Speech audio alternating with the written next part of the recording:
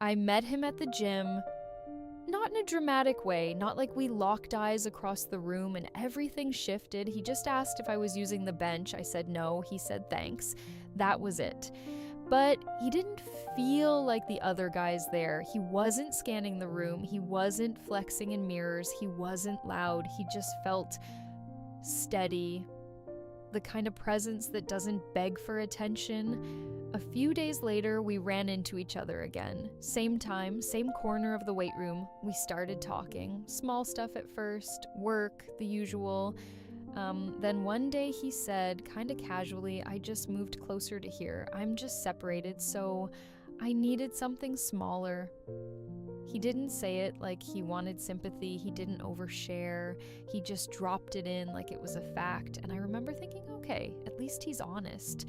He explained they had been emotionally done for a while. They were just finalizing paperwork. It wasn't explosive, no cheating, no huge scandal. They just stopped being good together. He said it in a calm way, like he'd already accepted it.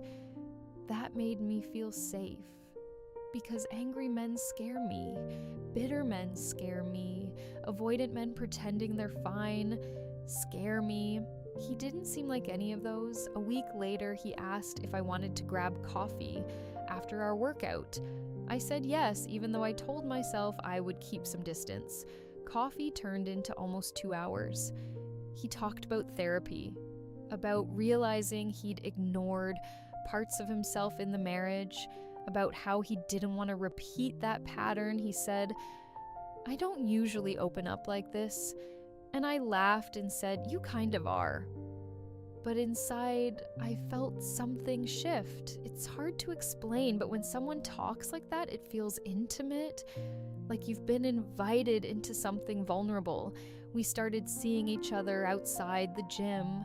Nothing intense at first, just dinners, walks, a movie one night. There was this one night in particular I keep thinking about. We were at this small restaurant, nothing fancy, and he reached across the table and brushed his thumb over my hand while he was talking. It wasn't dramatic, it wasn't sexual, it just felt warm. He looked at me and said, I feel calm around you. And I hate how much that got to me, because I thought, maybe I'm not just someone he's talking to. Maybe I'm someone he feels something real with. We kissed that night. Slow, careful, and after he rested his forehead against mine and just stayed there for a second, it felt meaningful. But at the same time, she was always there. Not physically, just in the background. She used to love this place. She hated when I'd order that.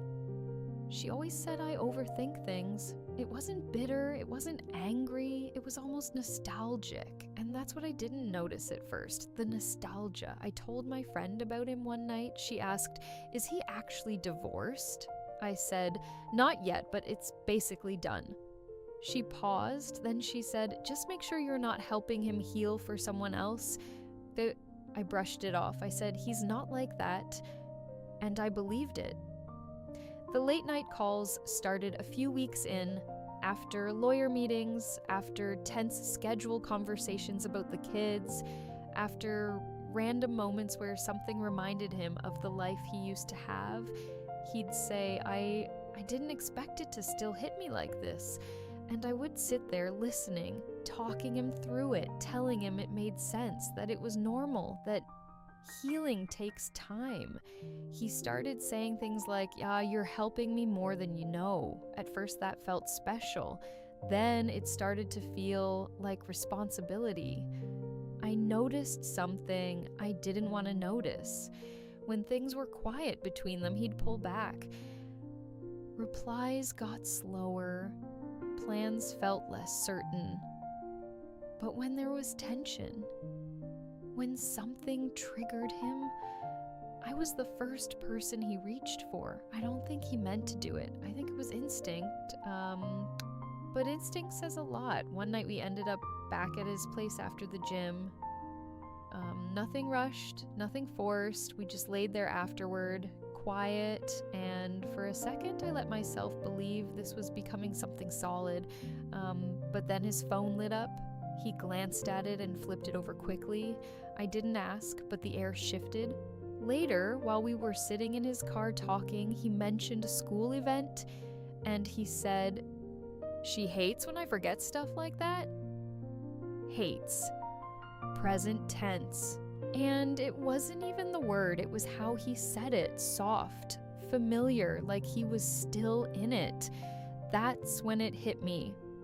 It wasn't about paperwork, it was about the fact that he was still emotionally there, still tied to it. I wasn't walking into something new, I was walking into something that wasn't finished, and somewhere along the way, I'd become the place he landed.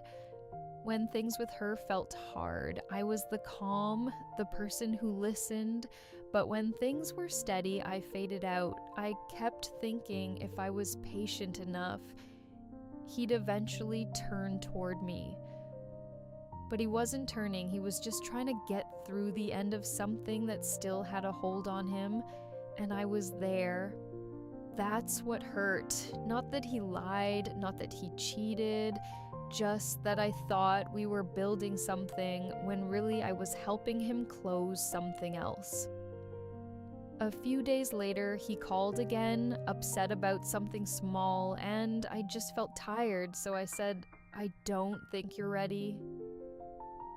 There was silence. Then he said, "I told you that?" And he had. He never promised me more. I just assumed time would change things, but I think I was just there while he figured himself out. So I stepped back. No drama, no fight. I just stopped being the person he leaned on every time he spiraled. When he texted, "You feel distant?" I said, "I think you're still attached to something you haven't finished." He didn't argue, he just said, "I don't know how to fix that." And I realized that wasn't my job. I don't think he was a bad person. I don't think he meant to use me. I just think he wasn't free. And I finally decided I didn't want to be someone's emotional in-between anymore.